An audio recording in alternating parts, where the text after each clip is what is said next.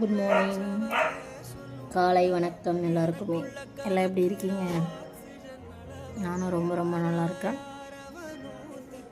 அதான் எந்திரிச்சு மூஞ்ச கழுவிட்டு டீயை குடிச்சிட்டு உட்காந்துருக்கேன். எல்லாம் கறி வாங்க போயிருக்காங்க.